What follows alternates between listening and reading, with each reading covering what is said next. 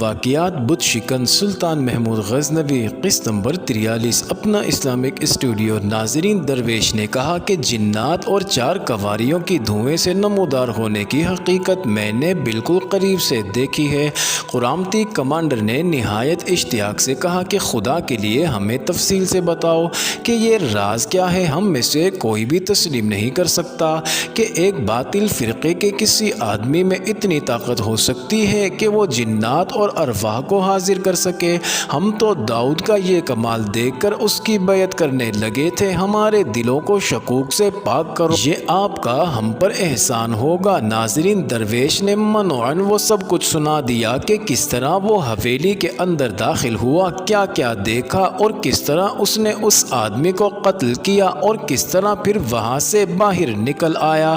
قرامتی commander اور اس کے ساتھیوں نے دل کھول کر درویش کو اس کے کارنامے کی داد دی اور خراج عقیدت پیش کی۔ ان قرامتیوں کو معلوم تھا کہ داؤد بن نصر اس قاتل کو ڈھونڈ رہا ہے اور اس نے حویلی میں کام کرنے والوں کو اذیت میں ڈال کر قید کر رکھا ہے۔ مزید کچھ دیر ادھر ادھر کی باتیں کرنے کے بعد وہ سونے کی تیاری کرنے لگے۔ قرامتی کمانڈر اب درویش میں بہت دلچسپی لینے لگا تھا اور بہت زیادہ عقیدت کا اظہار بھی کر رہا تھا، اس لیے اس نے کہا کہ وہ درویش کے قریب ہی سوئے گا۔ اس نے سب سے الگ تھلگ اپنا اور درویش کا بستر بچھایا اور لیٹ گئے۔ دن بھر کی مسافت کے تھکے ہوئے تھے، اس لیے لیٹتے ہی انہیں نیند نے گھیرے میں لے لیا۔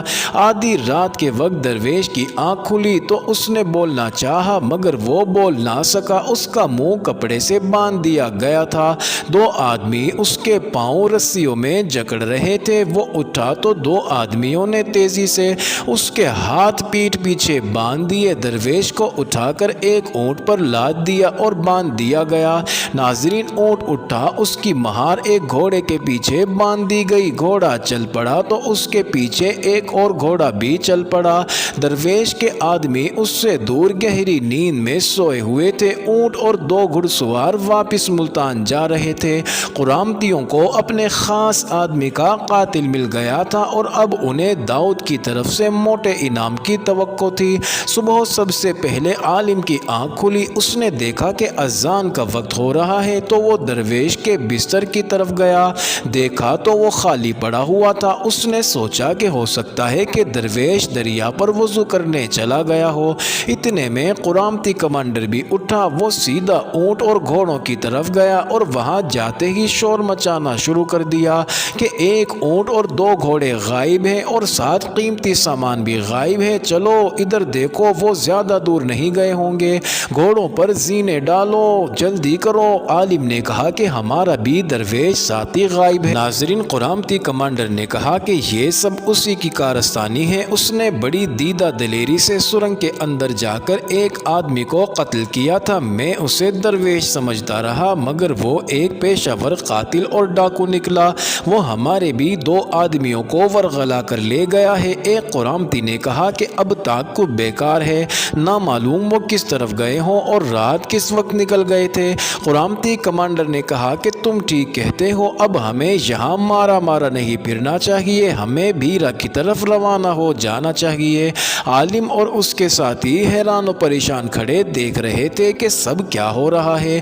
درویش کی ساری زندگی جہاد میں گزر گئی تو اب اسے جب پتہ چلا کہ سلطان آیا ہے تو اس کے چہرے پر رونق آ گئی تھی۔ وہ سلطان سے ملنے بیرا جا رہا تھا۔ اسے دنیاوی لالچ ہوتا تو وہ داؤد کے ساتھ مل جاتا مگر وہ ایسا نہیں تھا، عبادت گزار پرہیزگار متقی انسان ہے۔ ناظرین، قرامتی کمانڈر نے کہا کہ مجھے تو تم لوگ بھی ڈاکو ہی لگتے ہو۔ عالم نے کہا اگر ہم رہزن ہوتے تو اب تک ہم میں سے کوئی بھی یہاں نہ ہوتا اور تم لوگوں کی لاشیں یہاں پڑی ہوئی ہوتی۔ ناظرین، قرامتی کمانڈر نے کہا کہ پھر یہ سب کیا ہے؟ عالم نے کہا کہ آدمی تمہارے غائب ہیں، یقیناً وہ سامان چرا رہے ہوں گے اور درویش نے انہیں سامان چراتے دیکھ لیا ہوگا تو انہوں نے درویش کے سر پر کوئی چیز مار کر بے ہوش کر دیا ہوگا یا پھر باندھ کر ساتھ لے گئے ہوں گے یا اسے مار کر اس کی لاش دریا میں بہا دی ہوگی۔ ناظرین، قرامتیوں کو تو سب معلوم تھا کہ رات کو کیا واقعہ پیش آیا۔ ناظرین، قرامتی اب یہ معلوم کرنا چاہتے تھے کہ درویش کے یہ 4 ساتھی بھی اس کے ساتھ ملتان میں زمین دوز کارروائیوں میں ساتھ ہیں یا نہیں؟ ناظرین، قرامتی کمانڈر نے بہتر سمجھا کہ عالم اور اس کے ساتھیوں کو ناراض نہ کیا جائے ورنہ وہ اس سے کوئی راز نہ لے سکیں گے۔ دونوں قافلے پہلے کی طرح اکٹھے بیرا کی جانب رواں دواں تھے۔ ناظرین، قرامتی آگے اور عالم ساتھیوں سمیت پیچھے تھا۔ عالم نے اپنے ساتھیوں سے دھیمی آواز میں کہا کہ مجھے تو یہ مشکوک نظر آتے ہیں، میں صبح سے ان کو بڑی گہری نظر سے دیکھ رہا ہوں، یہ تاجر نہیں ہو سکتے۔ ان کی بات کا انداز اور چال ڈھال بتاتی ہے کہ یہ کچھ اور ہیں، یہ تاجر نہیں ہو سکتے۔ مجھے ایسا لگتا ہے کہ درویش نے جذبات میں آ کر اپنا راز اگل دیا ہے تو انہوں نے اسے باندھ کر ملتان روانہ کر دیا ہوگا۔ مجھے تو یہ جاسوس لگتے ہیں جو بھیرا یہ دیکھنے جا رہے ہیں کہ سلطان کی فوج کتنی ہے، یا پھر یہ سلطان محمود غزنوی پر قاتلانہ حملہ کرنے کے لیے جا رہے ہیں۔ ناظرین، عالم کے ایک جوان سالہ ساتھی نے کہا کہ اب ہمیں محتاط رہنا چاہیے، ہمیں یہ ظاہر کرنا ہے کہ درویش کے ساتھ ہمارا کوئی گہرا تعلق نہیں ہے۔ عالم نے کہا کہ یہ اگر واقعی جاسوس ہیں تو میں انہیں بھیرا میں پکڑوا دوں گا، ہمیں ان کے ساتھ دوستی اور زیادہ گہری کرنی چاہیے۔ سورج سر پر آ گیا تو قرامتی کمانڈر نے قافلہ روک لیا کہ گھوڑوں کو چارہ پانی اور خود بھی کھانا وغیرہ کھا کر تازہ دم ہو لیا جائے۔ ناظرین، کھانے کے دوران قرامتی کمانڈر نے عالم سے پوچھا کہ وہ درویش کو کب سے جانتے ہیں۔ عالم نے بتایا کہ وہ اسے بس اتنا ہی جانتے ہیں کہ ملتان میں اس کی دکان ہے۔ درویش کو پتا چلا کہ ہم بھیرا جا رہے ہیں تو وہ بھی ساتھ چل پڑا۔ کیا آپ لوگوں کو معلوم تھا کہ حویلی میں اس نے ایک آدمی کو قتل کیا ہے؟ عالم نے کہا کہ اگر پتا ہوتا تو ہم اسے ساتھ نہ لاتے، اگر اس نے یہ قتل مذہبی جنون کے تحت کیا تھا تو بھی میں اسے پسند نہیں کرتا۔ قتل بہرحال قتل ہے، مذہب قتل نہیں بخشتا۔ ناظرین، قرامتی کمانڈر نے بہت کوشش کی کہ وہ عالم کے سینے سے کوئی راز نکلوا سکے مگر اسے کوئی راز نہ ملا۔ قرامتی کمانڈر اپنے اور اپنے ساتھیوں کے متعلق یہی کہتا رہا کہ وہ پکا مسلمان ہے۔ ناظرین، راجوں، مہاراجوں اور بادشاہوں کی سلطنت سے دور جنگل میں 2 قافلے بھیرا کی جانب رواں دواں تھے۔ وہ حق و باطل کے میدانوں سے بہت دور تھے لیکن اس جنگ سے نا آشنا تھے جو دونوں کے اندر جاری تھی۔ یہ حق و باطل کی جنگ تھی، دونوں اپنے اپنے عقیدے اور نظریے کے پکے تھے اور دونوں ہی ایک دوسرے کو شکست دینے کی سوچ رہے تھے۔ عالم کو یقین ہوتا جا رہا تھا کہ اس کے ساتھ دوسرے قافلے والے تاجر نہیں ہیں بلکہ قرامتی ہیں۔ عالم کے ساتھ 3 ساتھی جوان تھے، یہ بھی 4 افراد پر مشتمل تھے اور قرامتی بھی 4 افراد پر مشتمل تھے۔ عالم خود بوڑھا تھا، وہ سوچ رہا تھا کہ یہ قرامتی اگر تربیت یافتہ فوجی ہوئے تو کیا اس کے 3 ساتھی ان کا مقابلہ کر سکیں گے یا نہیں۔ عالم کو اللہ پاک کی ذات پر کامل بھروسہ تھا، اس کے سینے میں ایمان کا نور تھا۔ ناظرین، اسے کسی انسان کا ڈر اور خوف نہ تھا، وہ بس اللہ پاک سے ہی مدد مانگ رہا تھا۔ عالم نے دل میں تہیہ کر لیا کہ قرامتی اس کے ساتھ بھیرا جائیں گے تو وہ انہیں پکڑوا دے گا۔ عالم درویش کے متعلق بہت پریشان تھا، وہ سوچ رہا تھا کہ ملتان پہنچنے پر درویش کو بہت اذیتیں دی جائیں گی اور درویش کب تک اذیتیں برداشت کرے گا؟ آخر کو وہ انسان ہے، ناقابل برداشت اذیتوں سے تنگ آ کر اس نے اگر باقی سب کی نشاندہی کر دی تو معاملہ بہت بگڑ جائے گا۔ سب کے بیوی بچے عز و اقارب سب ملتان میں تھے، نشاندہی ہونے کی صورت میں وہ جانتے تھے کہ ان کے بچوں کو بھی اذیتیں دی جائیں گی۔ اسلام کی پاسبانی ان سے بہت بڑی قربانی مانگ رہی تھی۔ ناظرین، عالم نے کافی سوچ و بچار کے بعد اپنے ساتھیوں سے مخاطب ہوتے ہوئے کہا کہ دوستو، ہم جس راستے پر جا رہے ہیں ان پر ایسے خطرات ہیں جن سے گھبرا کر تم بھاگ جاؤ گے، لیکن یاد رکھو جس قوم میں بھاگ جانے والے موجود ہوں وہ قوم اپنے مذہب سمیت تاریخ کے اندھیروں میں گم ہو جاتی ہے۔ تمہیں اپنی بہنیں اور چھوٹے بھائی قربان کرنا پڑیں گے۔ اگر تم نے یہ قربانی خندہ پیشانی سے دے دی تو اللہ پاک کی خوشنودی حاصل کرو گے اور اپنے مقصد میں کامیاب ہو جاؤ گے۔ اگر تمہارے دلوں میں کوئی شک ہے تو یہیں سے واپس چلے جاؤ۔ ناظرین، عالم کے ساتھی ثابت قدم رہے، کوئی واپس نہ گیا بلکہ انہوں نے کہا کہ وہ آپ کے ساتھ رہیں گے۔ عالم کے پاس علم تھا، اس کی نظر قوموں کی تاریخ پر تھی۔ وہ جانتا تھا کہ قوموں کے عروج اور فتح کے پیچھے چند ایک لوگوں کی قربانیاں ہوتی ہیں، اور وہ یہ بھی جانتا تھا کہ قوموں کو دبونے میں بھی چند ایک غداروں کا ہاتھ ہوتا ہے۔ تاریخ ان لوگوں کو نہیں جانتی، کیونکہ تاریخ میدان جنگ میں نہیں جاتی، تاریخ زمین دوز محاذوں پر بھی نہیں جایا کرتی۔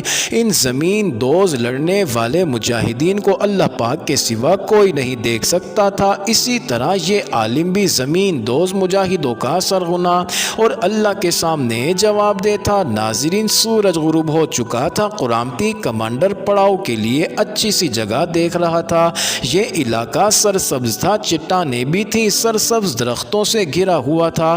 ایک جگہ ایک خاندان بیٹھا ہوا نظر آیا۔ ایک ادھیڑ عمر شخص تھا، ساتھ دو جوان لڑکیاں تھیں جو بہت ہی زیادہ خوبصورت تھی۔ ان کے ساتھ ایک بوڑھی عورت تھی، ان کے لباس بتاتے تھے کہ یہ ہندو ہیں۔ وہاں دو مشعلیں بھی روشن تھی۔ قرامتی کمانڈر نے عالم سے کہا کہ آپ آگے چلیں، کوئی اچھی جگہ نظر آئی تو ہمیں بھی بلا لینا، میں بھی کوئی اچھی جگہ دیکھتا ہوں۔ ناظرین، عالم اپنے ساتھیوں کے ساتھ آگے نکل گیا۔ عالم کو ایک بڑی سرسبز اور کھلی جگہ نظر آئی، وہاں گھوڑوں کے چارے پانی بھی تھا۔ اس نے اپنے ساتھیوں سے کہا کہ ہمیں یہیں ڈیرے ڈال دینے چاہیے، قرامتی کہیں پیچھے رہ گئے تھے۔ اس کا خیال تھا کہ وہ لوگ خود ہی آ جائیں گے۔ ناظرین، رات گہری ہو گئی تھی، قرامتی نہ آئے۔ عالم نے ایک مشعل جلا کر اس کا ڈنڈا زمین میں گاڑ دیا۔ اسے تھوڑی ہی دور شور شرابہ سنائی دیا اور دوڑتے قدموں کی آہٹ بھی سنائی دی۔ عالم اور اس کے ساتھیوں نے تلواریں نکال لی۔ مشعل کی روشنی میں عالم کو وہ بوڑھا شخص اور اس کے ساتھ ایک جوان آدمی اپنی طرف آتے دکھائی دیے، جنہیں عالم نے تھوڑی دور پیچھے لڑکیوں کے پاس بیٹھا دیکھا تھا۔ ان کے ساتھ دو لڑکیاں اور ایک عورت تھی، وہ اب ان کے ساتھ نہ تھی۔ عالم اور اس کے ساتھی ہاتھوں میں تلواریں لیے ان کی طرف بڑھے تو وہ آدمی دوسری سمت بھاگ پڑے۔ عالم نے انہیں للکارا کہ مت بھاگو، ہم تمہاری مدد کریں گے، اگر تم نہ رکے تو ہم گھوڑوں پر تمہارا تعاقب کریں گے اور تمہیں مار ڈالیں گے۔ ناظرین، وہ دونوں ڈر کے مارے رک گئے۔ عالم ساتھیوں سمیت ان کے پاس گیا تو ان دونوں نے ہاتھ جوڑ دیے اور التجا کی کہ ان کی جان بخشی کی جائے۔ عالم نے بڑی مشکل سے انہیں یقین دلایا کہ وہ ان کی مدد کریں گے۔ وہ بتائیں کہ وہ کیوں بھاگ رہے تھے۔ بوڑھے نے لرزتی ہوئی آواز میں کہا کہ تمہارے ساتھیوں نے ہم سے لڑکیاں چھین لی ہیں، ہمارے پاس سونے کی ڈلیاں اور بہت سی رقم تھی، وہ بھی انہوں نے ہم سے چھین لی ہے۔ عالم نے پوچھا کہ وہ دونوں جوان لڑکیاں تمہاری کیا لگتی ہیں؟ ناظرین، بوڑھے نے جواب دیا کہ وہ میری بیٹیاں ہیں اور یہ میرا بیٹا ہے، ہم لوگ ہندو ہیں، ان کی ماں بھی ساتھ ہے، ہم لوگ بھیرا سے بھاگ کر آ رہے ہیں، بھیرا پر غزنی کے سلطان محمود نے قبضہ کر لیا ہے۔ ناظرین، عالم نے پوچھا کہ کیا غزنی کے مسلمانوں نے تمہارے گھر بار لوٹے ہیں، قتل عام کیا ہے، تمہاری عورتوں کو بے آبرو کیا ہے؟ بوڑھے نے جواب دیا کہ نہیں، ایسا کچھ نہیں کیا، بلکہ مسلمانوں کے سلطان نے حکم دیا تھا کہ ہندوؤں کے گھروں کی اور ان کی عزتوں کی حفاظت کرو، لیکن آپ نے ہمارے قریب سے گزرتے ہوئے دیکھا کہ میری بیٹیاں بہت خوبصورت ہیں، انہیں مسلمان فوجیوں سے بچانے کے لیے ہم بھیرا سے بھاگ آئے تھے، مگر اب محسوس ہو رہا ہے کہ اگر ہم بھیرا میں رہتے تو محفوظ رہتے۔ آپ کے ساتھیوں سے انہیں کوئی نہیں بچا سکتا ہے، آپ بزرگ ہیں، ہم سے سونا اور پیسہ لے لیں، لیکن میری بیٹیوں کو چھوڑ دیں، ہم یہاں سے چلے جائیں گے۔ ناظرین، عالم کو یقین ہو گیا کہ اس کے ساتھ آنے والے ملتان کے 6 سوار ملتان کی فوج کے فوجی ہیں، ان میں سے 2 تو درویش کو اغوا کر کے لے جا چکے ہیں۔ لڑکیوں کو دیکھ کر ان قرامتیوں کی نیت میں فتور آ گیا اور انہیں اپنے مذہب کا وہ اصول یاد آ گیا کہ انسان عیش و عشرت کے لیے پیدا ہوا ہے اور کوئی گناہ نہیں ہوتا۔ عالم نے بوڑھے سے پوچھا کیا تم دونوں خالی ہاتھ ہو؟ بوڑھے نے کہا کہ انہوں نے اچانک ہم پر حملہ کر دیا اور ہمیں اپنی تلواریں اٹھانے کا موقع ہی نہ ملا، ہم ان کے قدموں میں گر گئے کہ ہم پر رحم کرو یا ہمیں قتل کر دو، مگر انہوں نے ہمیں مارا پیٹا اور وہاں سے بھگا دیا۔ اب ہم باپ بیٹا بھیرا کی جانب بھاگے جا رہے تھے۔ عالم نے اپنے ساتھی ساتھیوں سے کہا کہ ہمیں ان ہندوؤں پر ثابت کرنا ہے کہ بیٹی چاہے کسی کی بھی مذہب کی ہو، اس کی عزت بچانا مسلمان پر فرض ہے، اور میں یہ ثابت کرنا چاہتا ہوں کہ اسلام تلوار کے زور پر نہیں پھیلا بلکہ اخلاق، اخلاص اور محبت سے پھیلا ہے۔ ہمارے سامنے دو لڑکیوں کی آبرو ریزی ہو رہی ہے اور ہمیں عملاً یہ ثابت کرنا ہے کہ اس صورتحال میں ہمارا اسلام ہمیں کیا حکم دیتا ہے۔ میں تم تینوں سے یہ توقع رکھتا ہوں کہ آپ سب ثابت قدم رہو گے اور ان لڑکیوں کی عصمت بچانے کے لیے اپنی جان کی بازی لگا دو گے، اور میں تمہارے ساتھ ہوں۔ ناظرین، عالم چل پڑا۔ اس نے اپنے تینوں ساتھیوں سے کہا کہ جذبات میں آ کر جلد بازی نہ کریں، پہلے دیکھیں کہ وہ لوگ کیا کر رہے ہیں، کیونکہ وہ تربیت یافتہ فوجی معلوم ہوتے ہیں۔ ناظرین، عالم ساتھیوں سمیت دبے پاؤں آگے بڑھتا جا رہا تھا۔ معزز ناظرین، یہ انٹرسٹنگ ویڈیو جاری ہے، اگلی ویڈیو قسط نمبر 44 میں دیکھنا مت بھولیے گا۔